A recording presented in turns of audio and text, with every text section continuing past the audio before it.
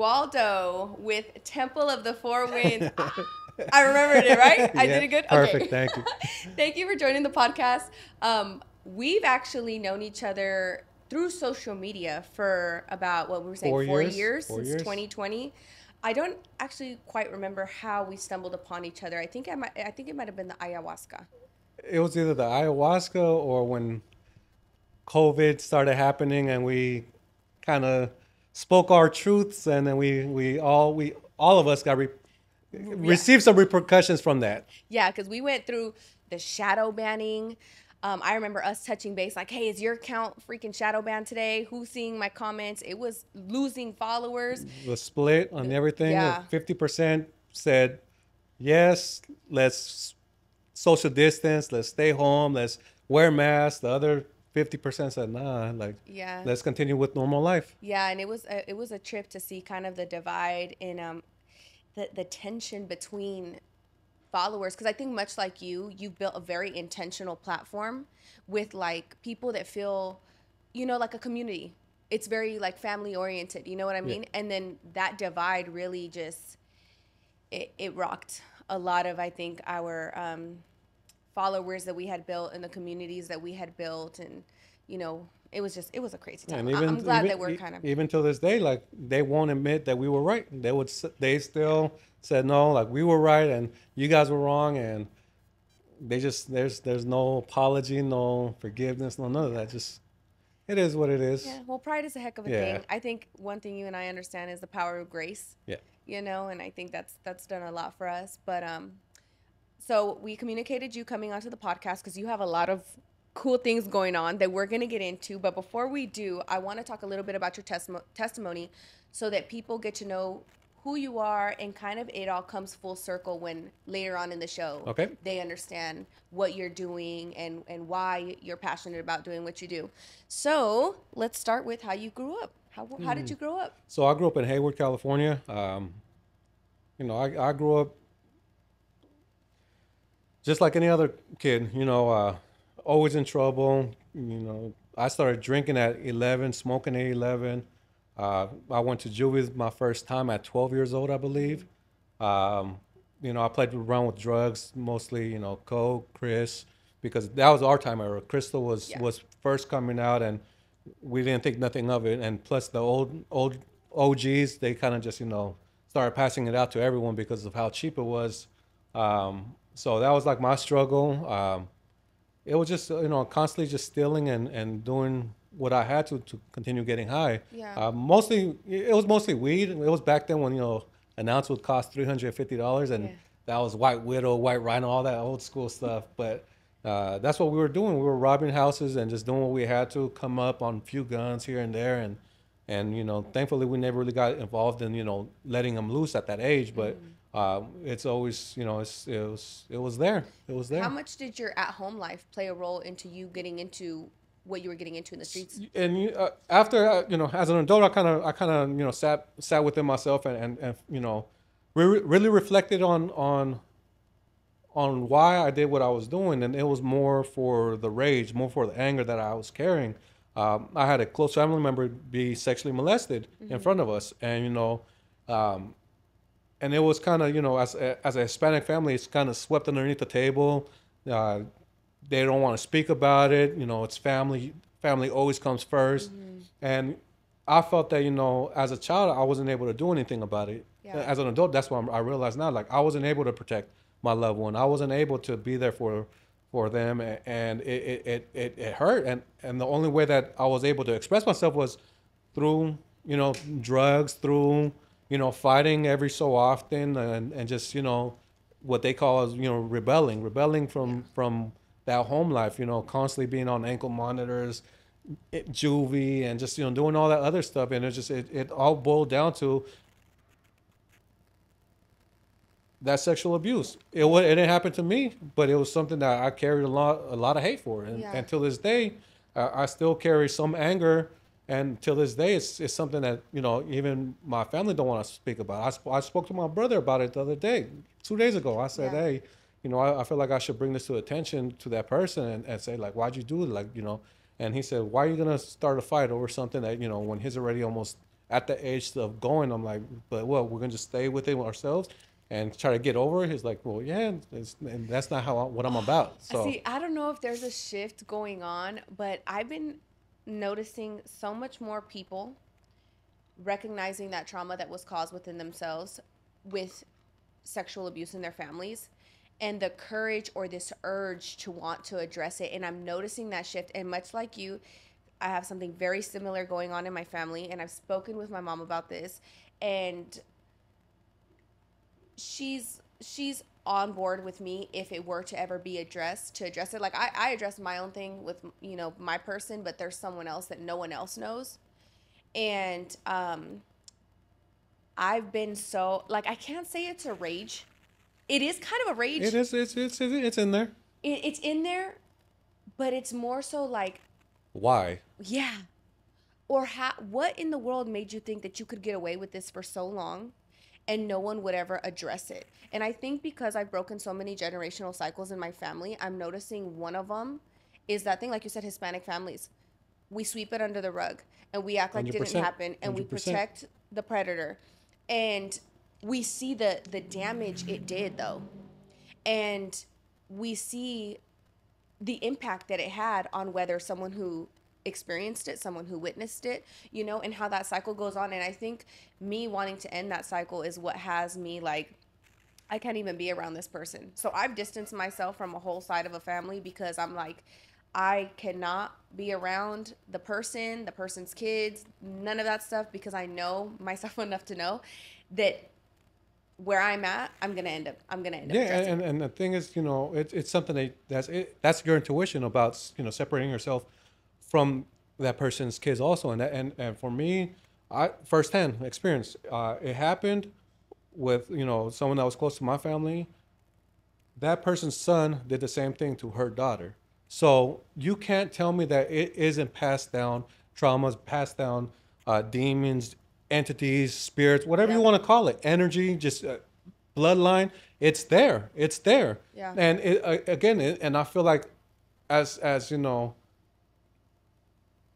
everyone wants to sweep it under the rug and kind of just let it go and let it be. You know, just be in the back of your mind, and just forget about it. And truth be told, it's like this gets passed down. You know, this is what you know, what we call those chains, those traumas, those spirits. You know, it keeps on passing down, and passing down, and people don't realize that there needs to come a time where it needs to be broken. It needs to be addressed. It needs to be, you know, either let go from that person or whatever. Just, you know, it needs to go. And we can't just keep on just sweeping everything under the rug and pretending that everything's fine. It's not. And I think sometimes too, the people that are resistant about it, they think it's gonna start problems. But I'm very like, what if? Okay, it could, right? Yeah, most definitely It will. could start. It will. You think it will? Oh, it will. See, A well, little yeah, bit. like that's my intuition of it, man. Because I'm like, or they're gonna apologize and they're gonna be like, sorry, you know, I don't know what the fuck I was thinking, and own up to it. But then, yeah, realistically, you know, when someone's gonna be addressed with that, and hey, you did this, and the cat's out the bag, and now kids and wives and everyone's gonna know. Yeah, you're probably and gonna and be and, defensive. and not only that, it's just, you know, with our ceremonies, I have a lot of people that come through with sexual abuse trauma, and I have had a lot of people talk to me afterwards about, you know, speaking to that individual, you know, even forgiving them, and that person not accepting that forgiveness or not accepting their role in it all, and kind of just said no, it never happened, Yeah. or they dumb it down. They said no, you're making it up, or whatever it may be. It's sad. It's Yeah. sad. But again, I feel like we're in this time, in this place, where we're seeing a lot of things come out of the dark and a lot of things come to the light, and there's no more hiding from it. And you know, I believe that, you know, that we're here to continue breaking you know, our past traumas, our chains that we've dragged across, you know, with our grandparents, parents, whoever, however far back it's gone. You know, I feel like we are that new generation of, you know, okay, like let's make things right and continue bettering ourselves to continue bettering our future for our children. And again, you know, I hope to see one day that we don't have, you know, predators out there that prey on our children. And we're seeing what happens in California. We're seeing this whole push of, you know, sexual orientation, I'm not with that. I Yeah. talk to everyone about, we're here as protectors. If it means, coming back to this time, I believe in, reincarnation. If it means coming back to experience this human experience again in this realm, then so be it. I'll do what I have to do to protect my children. I'll do what I have to do to make sure that my children can live during that peace on earth, that Yeah. heaven period, that light period, and not have to deal with all this pain, all this trauma, all this war. But again, people expect to happen, from one day to another, and it's not like that. It's years, it's generations. So, in our culture, we believe that it's 7 generations. That everything that we do is going to affect the seventh next generation. Yeah, and that's what we're here for. We want to have that heaven on earth. We want to have that peace period. We want to have that light period to where we have harmony within ourselves, harmony with the earth, harmony with each other, and love for all. Yeah, I often sit with that conundrum because I think about duality, right? And I think about everything has an equal and opposite force, and I think about the good and bad. And when we study this historically, like way back, there has always been the presence of predator and prey. Yeah. Always been the presence of good and evil. And I wonder how much, like, can we get to an endpoint of truly having peace and not having those things in the world? Or is it learning to live with the fact that these factors are inevitable, but ensuring that our lineage doesn't experience it to the extent that we did? So, me myself, I believe that we're at the crossroads, and we could go back to what the Mayans believed, that They spoke about that calendar year. What was supposed to be on 2012, 2012 was actually 2020 when COVID hit and all that stuff happened, and they couldn't see past that future in their scripture writings or whatever you want to call. I believe we're at that crossroads where we either decide as human consciousness, as a human race, Yeah. to either walk our path humbly or continue destroying ourselves, continue destroying our earth, and continue just living in the dark. And I truly believe that at that time, the earth, Creator God is going to decide, okay, they don't want to learn. Let's reset. The Bible scripture speaks about reset. Ethiopian scripture speaks about it. All these ancient cultures speak about resets. Yeah. And again, I believe that it's because we've always come to this crossroad, and we failed. We failed the test, whatever the test may be. I can't tell you what the test. I feel like the test is creating heaven on earth. Yes. That's the test. But I feel like agree. we're not there yet. We're constantly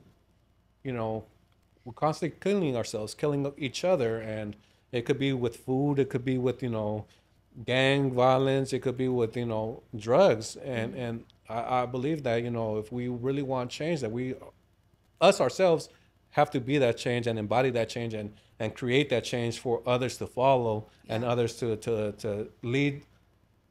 Also, it's not about just being a leader and being put on that pedestal and saying that I'm the leader, follow me. Nah, man. Everyone has what some religion calls Christ. Yeah. Christ consciousness. Everyone Yeah. can be Christ. You can walk that path. You can be as Yeshua, Jesus, however you want to call it, as long as you understand that it's love. It's love for each other, love for one, for the earth, love for everything and anything. Yeah, it's amazing that you say that because I have always believed that we can create a heaven on earth if we raise the consciousness of the individual, and that will impact the collective. Yes. If we're all doing it together. And you and I, like, I believe in God. Yeah, I'm Christian. yeah.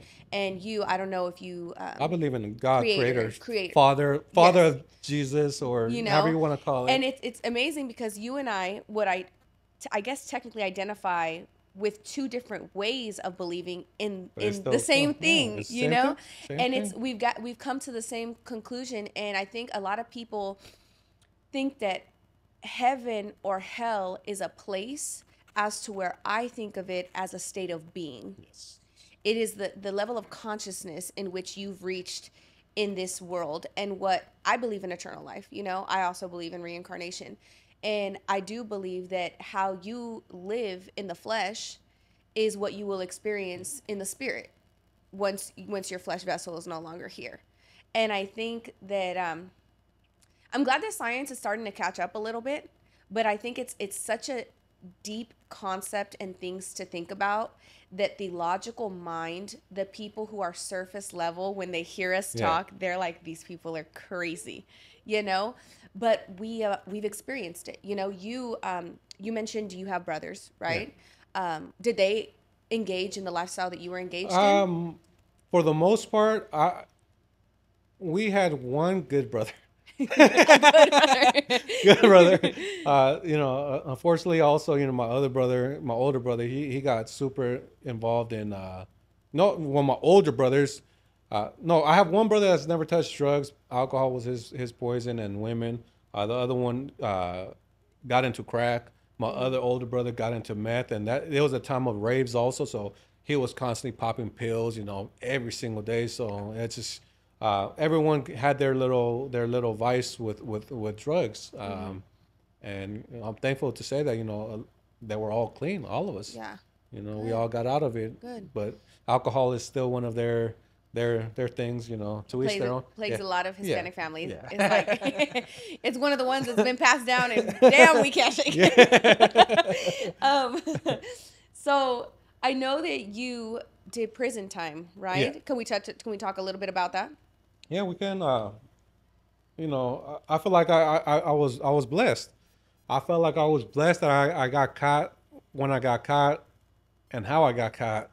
Um, I was getting super heavy into what I was doing. And the regard of life was it was just disappearing. Yeah. I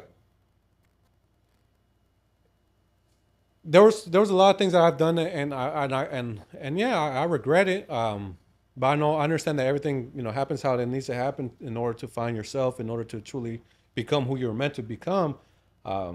So I was working with some people, some big hitters, and I was getting hired on to jobs because of how I conducted myself. And for one of the things that really that hurt me for a very long time, that I don't it don't hurt as much anymore, but it's still like a regret. Is that I got hired on to do a job, and I hired my crew, a couple of people from Stockton, and these people had no regard for life, like literally no regard for life whatsoever. Just like you could just see it in their eyes, you could feel it. You've heard stories, just these are my boys, these are and I ended up hiring them on, and we ended up doing I think I could talk about it now. We ended up doing a home invasion because I was supposed to collect some debt, and there was a child and a mother there. Yeah. And one of the people that I was with wanted to tie the mother and the child up, and I told him, nah, you ain't touching them, and I stood next to him, and I stood in front of him like, you just go do what you gotta do, go over there, do this, do that, and so for a very long time I held on to that pain because that child was the same age as my son, and I could still picture it in my face. Like I could see how scared the kid was, I could see how scared the mom was, and it's just like, for me, like in the back of my mind, I'm like, damn, like I deserve something to happen to me. That's how I felt. That's after that incident, I felt like I just deserved it. Whatever came, and thankfully I felt like I got caught with a pistol leaving a club, and I felt like that was my blessing. That was my blessing in disguise. I was like, okay, like I'm gonna have to go sit down. They tried to give me 5 years because I was a felon already, but I ended up taking 2 years right before trial, and I felt like just having to sit down for that 1 year, gave me the opportunity to really reflect on what I wanted to do. And coming out of prison, I came out, more disciplined. I came out more motivated, more on the hustle, and more aware of the things that I shouldn't be doing and the people that I shouldn't be hanging out with anymore. So prison was a transformative period. Oh yeah, like again, but I came out and I was still hustling. I came out and I made the most money I ever made that first year out of prison. I was eating. I came out at 175 pounds. A year later, I was back up to like 230, and I'm like, and at that moment I decided, okay, like what am I gonna do to change? You know, I'm over here going back to the bars, going back to the strip clubs, spending thousands of dollars, leaving my wife at home with the kids, me just going out partying, snorting, doing all this other stuff again. I'm just like, so what am I gonna do to change my life? What am I gonna do to continue bettering myself as a man and as a father and as a husband? And you know, my brothers had ran marathons before, and so I said I'm gonna run a marathon. And I call my little brother up. I'm like, hey, man, I'm going to run a marathon. And he lives in Hawaii. He's like, man, you're full of shit. I'm like, just watch. I'm like, I'll call you back. I go on San Francisco Marathon. I pay for the ticket. It was like $300. I call him back. I send it over to him. He's like, okay, you're going? I'm like, yeah. He's like, all right, let me call you back. Boom. He sends me a screenshot that he paid for this ticket also. He's like, I'm going to come run with you. So in 4 months, starting from 1.8 miles, I ran basically 26 miles for my first marathon. And he flew in from Hawaii. But I feel like the most transformative period of my, you know, like where I finally decided like it's time for me to change. Like what people call is that spiritual awakening was when 2 days prior to running the marathon, my little brother and my older brother wanted to go out for some drinks. I'm like, I'll ride with you guys.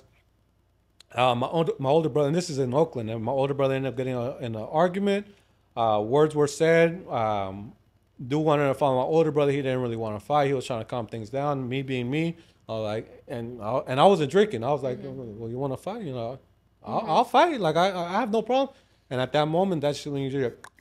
And then I already had pistols pulled out on me, head, chest, and I was like, damn.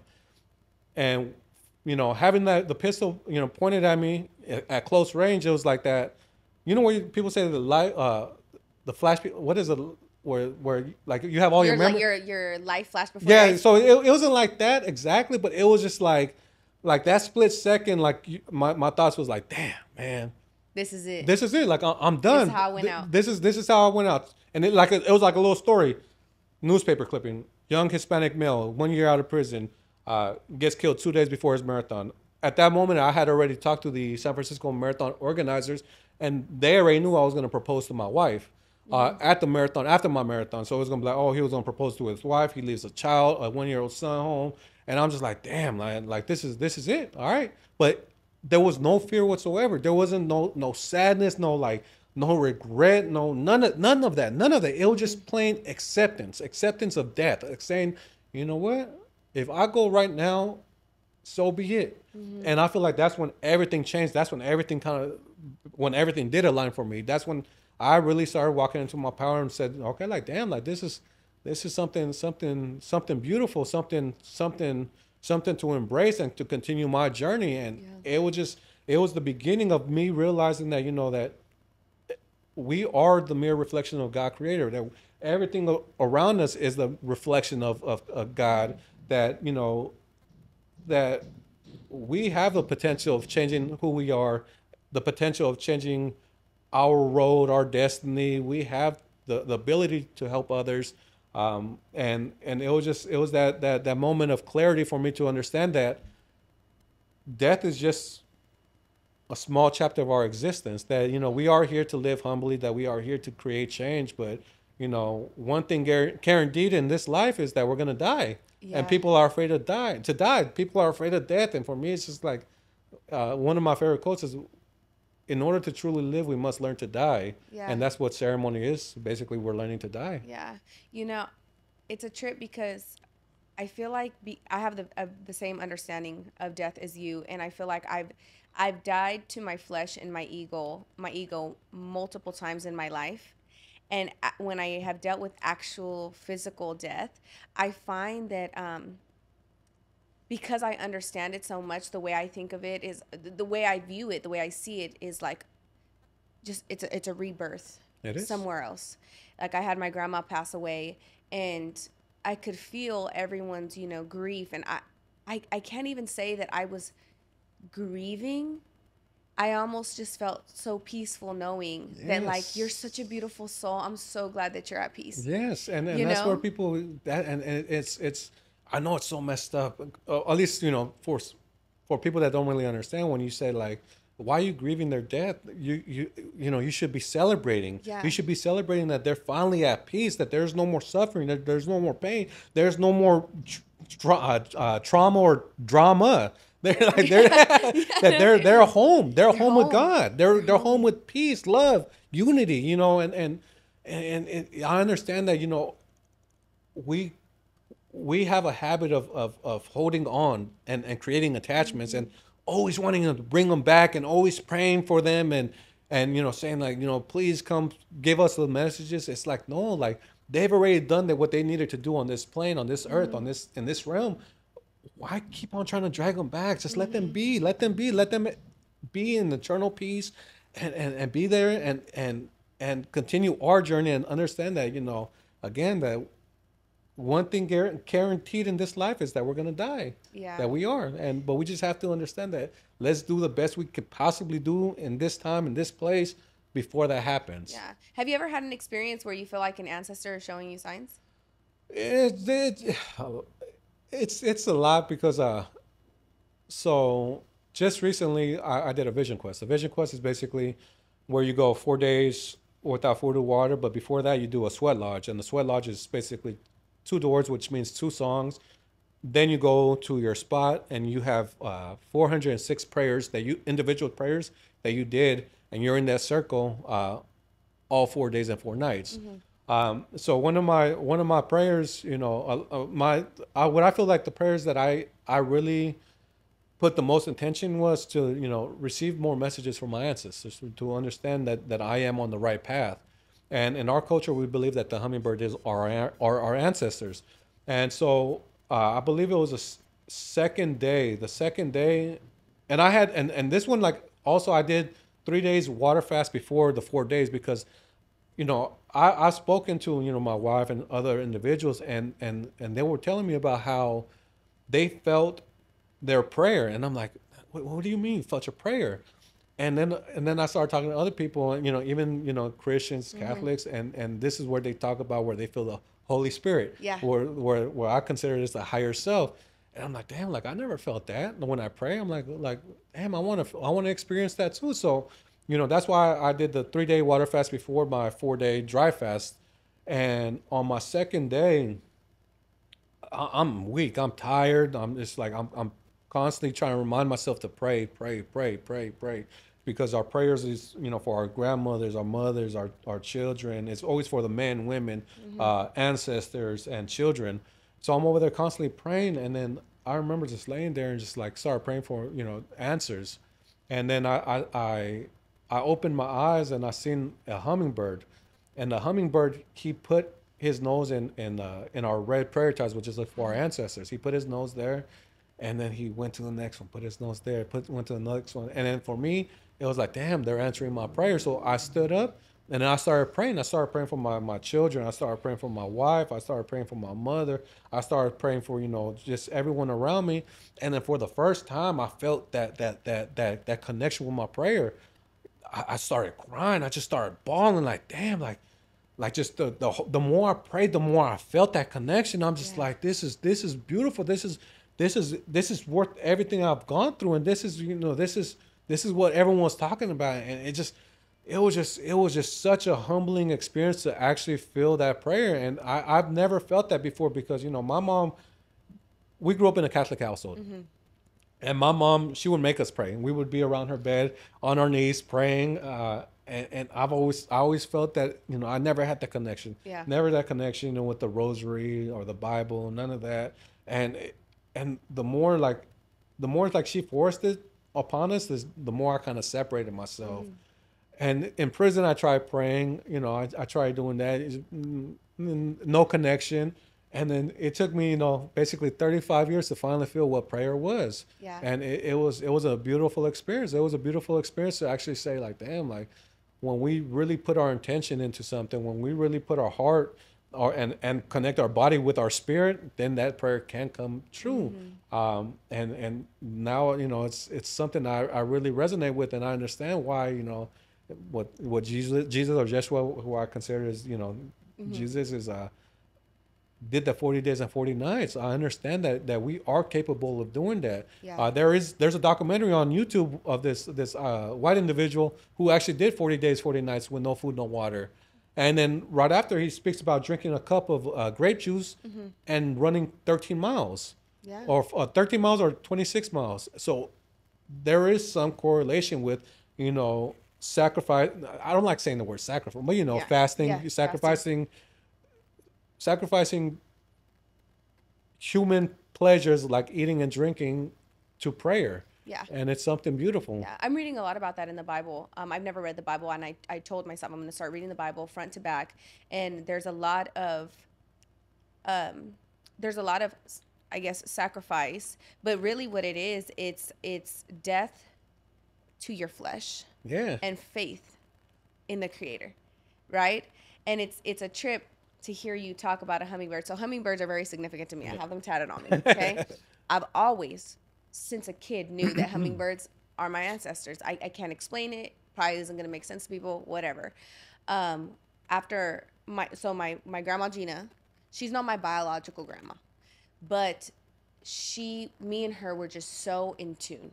Like, she felt my spirit, I felt her spirit. I felt the most at peace with her always. And she passed away. And I remember when I was pregnant with my last son, I was like, gosh, I wish you were just here to just experience him, you know? Oh, I don't want to get emotional. I brought him home, and like 2 days after I brought him home, I went outside with him to get sun, and a hummingbird came and flew like this close and was just there. And I knew it was her. I knew it was her, and I was like, thank you so much, for just making your presence known. And recently, we've been going through a very hard time in our family, and I find myself talking to her a lot, like, gosh, if you were here, you would just understand, you would be here. Like, I know you're here in spirit, but I could really use just your presence, My mother-in-law came back from Mexico, and she gifted me a hummingbird. And I was like, what? She just keeps giving me sign after sign, So that's why I asked if you believe in when your ancestors speak to you, because I feel like religiously, and this is where I'm kind of like, I guess, different in the sense, you speak to a lot of Christians and they'll be like, you're talking to demons, you're talking to entities, and I've just never experienced it. I've actually had a demonic experience, but I think because I've always been so in tune, I can differentiate what feels from my lineage and what feels the other. Yeah, and again, there's messages in everything, in everything. Why? Because we're all part of the same consciousness. Yeah. Everything is energy. Everything is energy, and all the energy is all one, and this is what we call oneness. Yeah. And people, religion, they kind of demonize the natural connection. But one thing I'm realizing is, like, the Bible speaks about it also. Yeah, all the time. The Bible speaks about, I don't remember the names off the top of my head, but, the parting of the seas, the connection with the water, the connection, the alchemy with the water. Mm-hmm. The burning of the bush. That's my next one, the burning of the bush. Fire. So there's subliminal messages in everything. Again, I do believe that there's truth in absolutely everything. Mm-hmm. But I believe that, there's also a blockage of wanting people to kind of stay how they are. Mm-hmm. They don't want people to experience what some call Christ consciousness, what I call higher self. They don't want that. Why? Because it can create change, and change is something that whoever they are, don't want. Yeah, I agree. This transformation that you've had in your life, and these revelations, this enlightenment, this higher consciousness, higher self that you talk about, are you the only one in your family to experience this? No, it's just, I believe that it was my mother's calling. I 100% believe it was my mother's calling, and she didn't answer the call. Yeah. My grandma, she had her gifts. My mom got her gifts. My sister has her gifts, and again, I just feel like I kind of Yeah.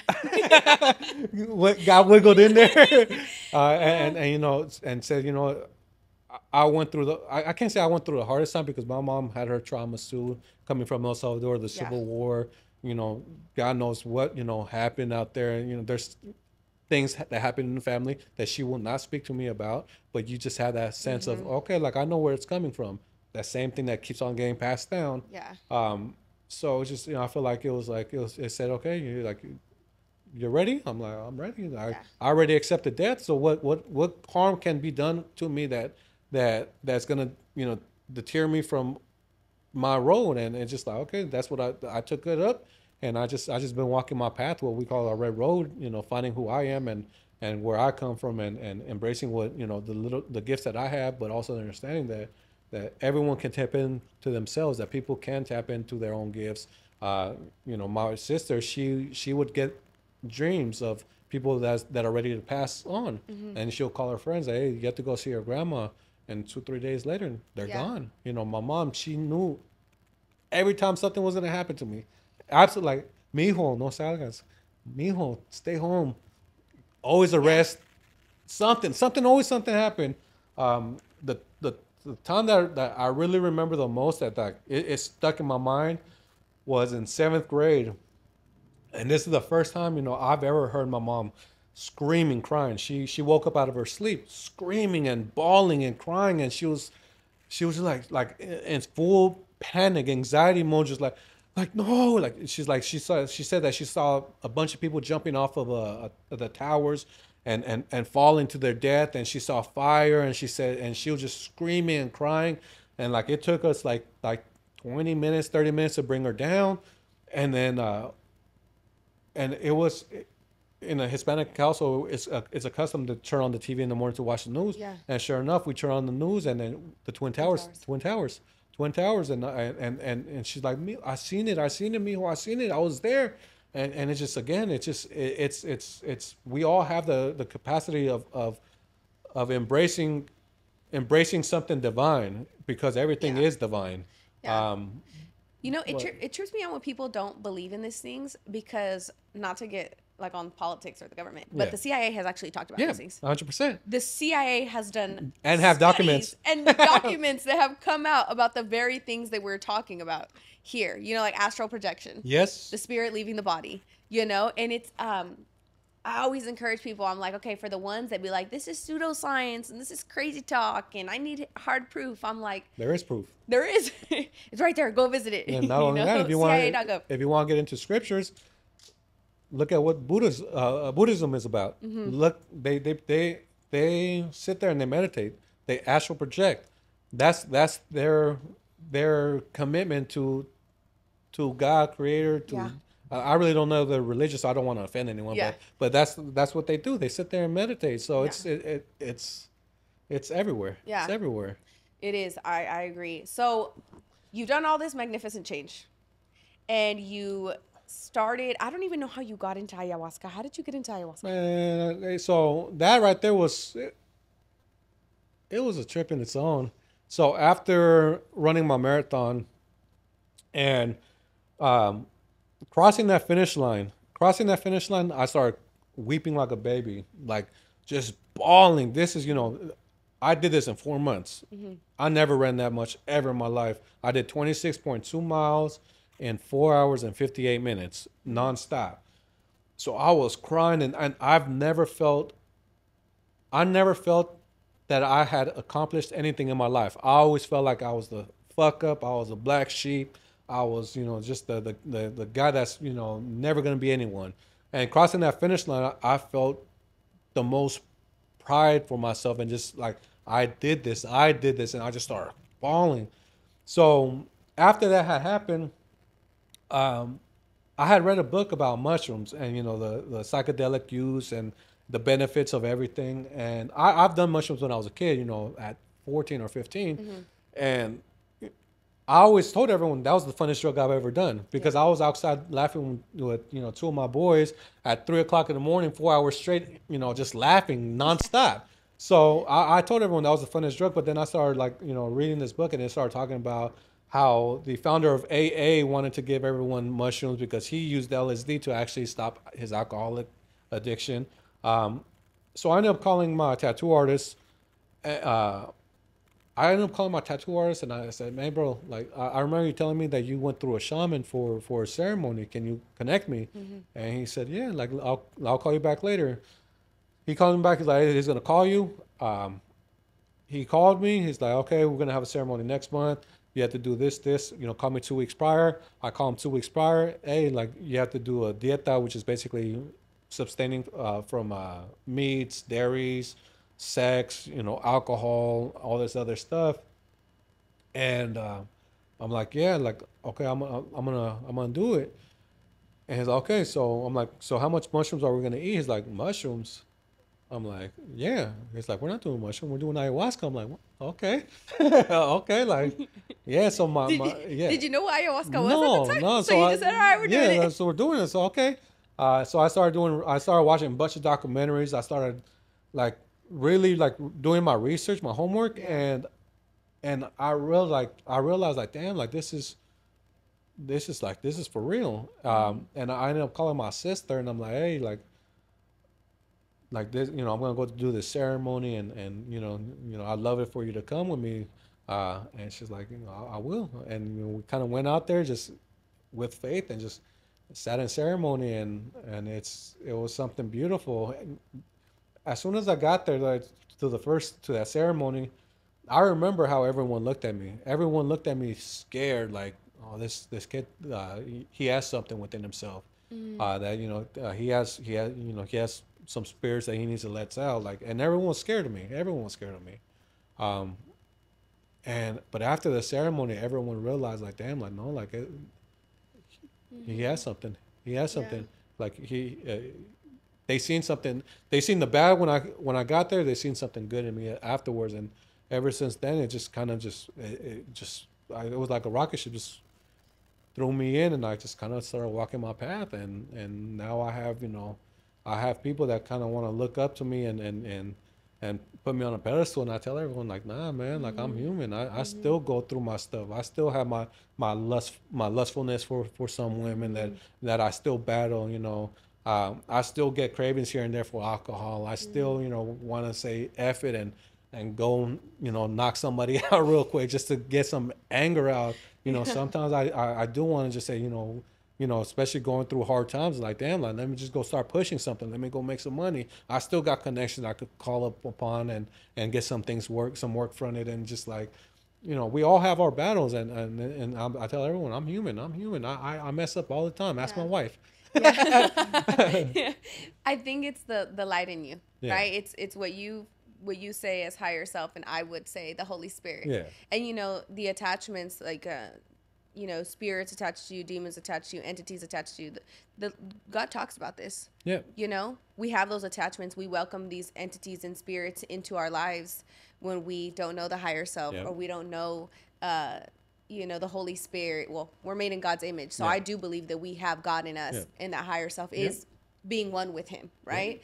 And people can feel it. Yeah. You can feel when someone is struggling with the spiritual realm and they don't even know that within themselves. These attachments that they've acquired throughout their life, and it shows in their mentality, shows in their demeanor, and it's a wonderful thing to see someone have those attachments, and then the death of those attachments, and then the transformation that comes after, and then the light that they just are. Most definitely. It's beautiful. It's absolutely beautiful. We experience that each and every time when we hold ceremonies.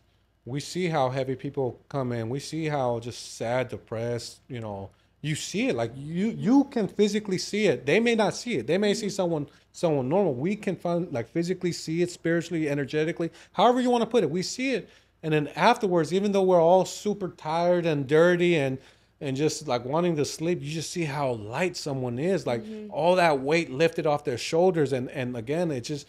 I'm not saying a ceremony is basically a miracle pill or anything, because everything takes work. Everything takes work, and people don't like doing the work afterwards. But if they continue doing the work, you just see how much more vibrant they are, how much more light they have, and that's what it's all about. At least for me, it's teaching everyone, like, light that flame within yourself, shine that light, share that warmth, share that light with those around you, and allow others to gravitate to you, because I may not be able to gravitate or have them gravitate to me because of how I am, but you have your special, light that will bring more people to them, and then just continue the domino effect. the domino effect. The one light can light thousands. Yes, 100%. So that brings us to you doing ceremonies. So for those who don't know, you do ceremonies. Yes. And you also have your own business, which is The microdosing. the microdosing. So let's talk a little bit about that. Okay. What got you into wanting to microdose? I have some of your products here. I personally, before we get into all of that, okay? I came to you a few years ago when I was really struggling with anxiety. And I was at my wit's end. I never wanted to take like Western medication. I was like, I refuse, especially when all the labels are like, this fights anxiety, but you also might have suicidal thoughts and you also might gonna jump off a bridge. I was like, okay, I'm not about to gamble that. And then there's so many different kinds that it's like you go through 3 months trial and error. You might want to kill yourself during this time and so on and so forth until you find the right medication. I was like, I'm not doing it. And I've always been more holistic, you know? And I've never done shrooms like recreationally ever. It's actually been the one thing I've been the most scared to do because I read like years ago about the third eye and opening the portal. And I just didn't feel spiritually strong enough to be able to enter the spiritual realm just playing with it like that. And I've talked to you about this too with ayahuasca. Yeah. But I came to you and I tried your microdosing and it completely transformed my anxiety. And I have had anxiety since a kid. I believe it's because I was more spiritually in tune, so I was a lot more sensitive to the energies, households. I just felt the world very heavy since a kid, you know, and I'm pretty sure it's because of that. So I had anxiety to the point of hospital visits, ambulances coming to my house because of panic attacks I couldn't control, like that. Kid you not, since I took your microdosing, I was probably taking it for about a month, maybe a month and a week or so. In that time frame, I had experienced what it felt like to be normal, like no anxiety or nothing. And since then, I've always recommended your product to everybody, to moms, to anybody struggling with anxiety postpartum. It has helped me through postpartum too, because I ended up taking it again after I had my son, just dealing with the stressors. I really believe in what you have going on, which is why I laid it all out here, because I've tried it myself. It's not no BS, you guys. So what got you into wanting to do microdosing? It was actually, it was after I did my ayahuasca ceremonies. I probably did like 4 or 5 of them. And I finally felt that it was my time to go into that spiritual realm and for myself with mushrooms and see where I'm at. And coming out of that ceremony, because I always played with the thought of making microdoses, but I never had the full recipe of the ingredients that I used. So I went into the ceremony and I had some like probably like nine or 10 packets of just some herbs that I had laying around, and I kind of laid it on the side of me, and I did 3.5 grams of some very, very strong mushrooms. Coming out of ceremony, everything around me was just thrown around. I'm over there butt naked in my living room. But then I had the last 2 ingredients that were there, and I looked into it, and they were exactly what I was looking for. And I'm like, okay, like, that was, okay. So I used that, and then I started providing people with microdoses. I started telling everyone, like, hey, like this can help you out. This is basically dipping your toes in the water for you to understand that you can basically heal yourself. You can work on yourself. You don't have to go into full-blown ceremony each and every time. But at the same time, I don't want people, constantly using these and using it like a crutch and saying, like, oh, I need to use it every day. No, like, allow yourself to work with it and then just back off and start working on it by yourself. And that's what I'm really about. Is like, is just having people realize that they can better themselves with plant medicine, mushrooms. But not only that, like, we have to watch what we eat. We have to watch what we drink. We have to watch what we, watch, listen to everything.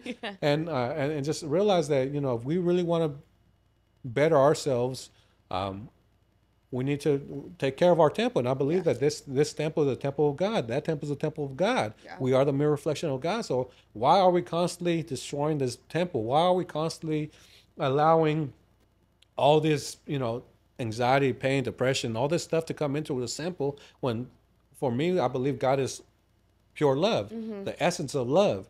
Yes. The love that we have for our children that's God's love. Yeah. And that's what I kind of talk to people about is just work on it with yourself. Yeah. Don't I'm not I I I don't want everyone to be microdosing just because it's a fad. We Yeah. have this new age spirituality that you should be microdosing this, that, Yeah. and just like, nah, man, like take a week, 2 weeks, 3 weeks, 4 weeks, however, like no more than 3 months. Yeah.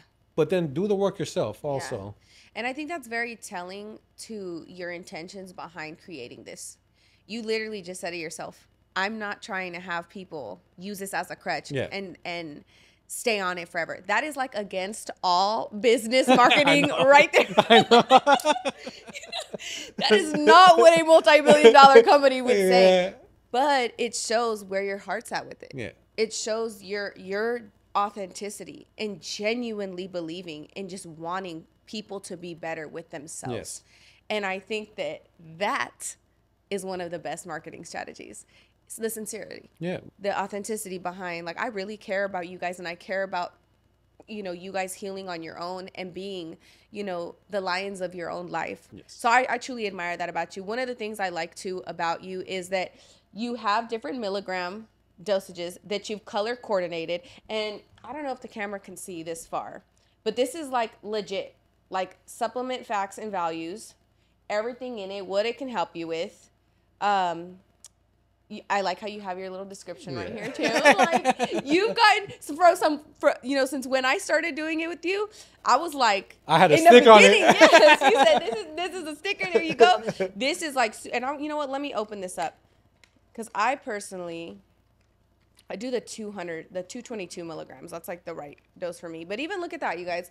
Look at the freaking professionalism behind this. I haven't even scanned this QR code, but what's it for? It's actually going to take you straight to the site. Okay. So if you guys are interested in purchasing, please use promo code. Damn, I forgot my promo code. It's Amy. For the Soul podcast, and receive an extra 15% off. It's there to help people. I don't want people, abusing it. There's always going to be someone out there that wants to abuse it, that wants to get high, do all this other stuff. But again, realize that this is just dipping your toes in the water for you to start working on yourself. My wife personally did it twice with both of our younger children through her postpartum depression. It helped her out a lot, and she actually started doing it with my son, the one that we did a home birth with.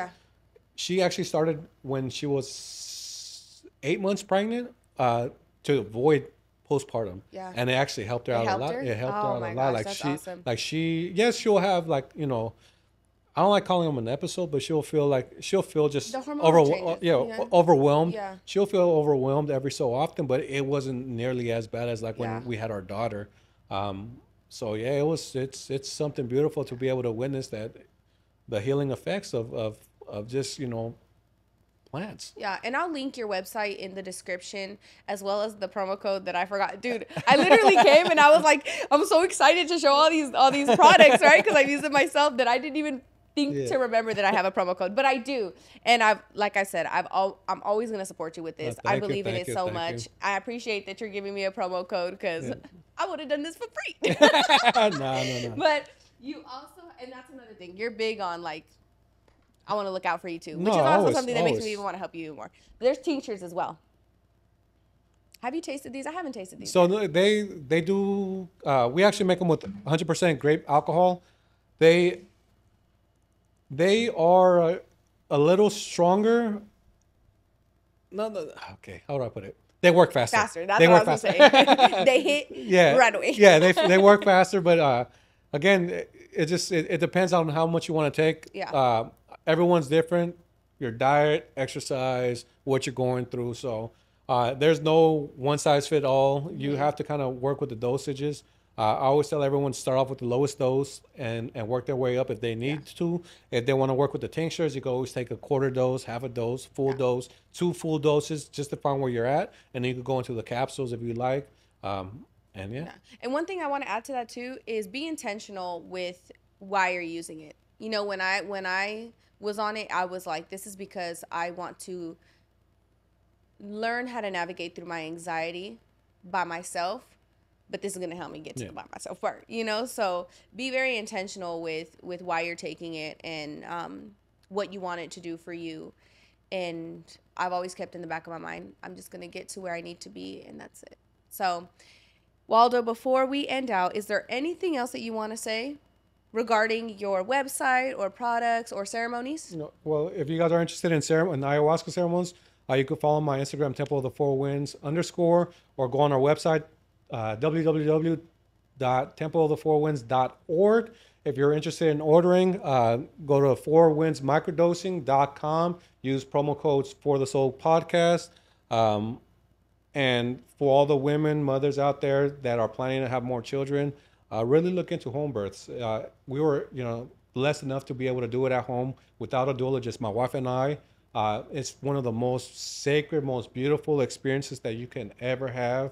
And you don't have the stress of a doctor constantly over your shoulder. You don't have to worry about, what shots, to each their own, but what shots they're going to give them.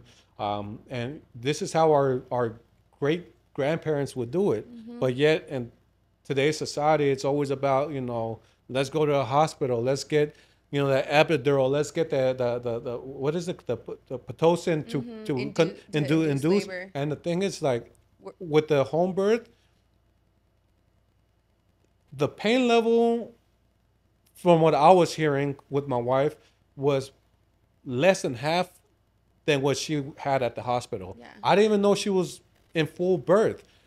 She started, having the contractions at 6 o'clock at night, 5 o'clock in the morning. I said, okay, let me call my mother-in-law, drop off the kids. And by 9 o'clock, she had the child. Yeah. A woman knows when it's time to give birth. No doctor can tell you the exact date. Do the research, look in the ultrasounds. Ultrasounds aren't even accurate. So it's like, just put all that shit behind. Yeah. Like, so start listening to your body. Getting back in tune with your body. I was just going to say that. We've been fear-mongered for so long, and it's been painted in a way that, like, this is the best way because we've had all this knowledge on it. Knowledge, that we can argue that, because knowledge to me is being in tune with the self, right? Being in tune with the higher consciousness. That to me is the highest form of knowledge. But, I think a lot of women are fear-mongered into not trusting themselves. And, I mean, you see it. Disconnecting from your baby and no co-sleeping and all these things. And I'm just like, this is not what we were doing for years that led us into, our generations and human connection. So telling a woman to lay on her back to give birth. Oh yeah, that is crazy. Tell me one animal on this planet that gives birth on their back. Yeah, so it's just you're creating more pain, more stress on your spine and your hips. So again, I just, that's one thing I've been really talking to women about is if you're planning on giving birth, look into home birth. If you don't really trust yourself, look into a doula. It's always good to have a doula there, yes, because they are trained for medical emergencies.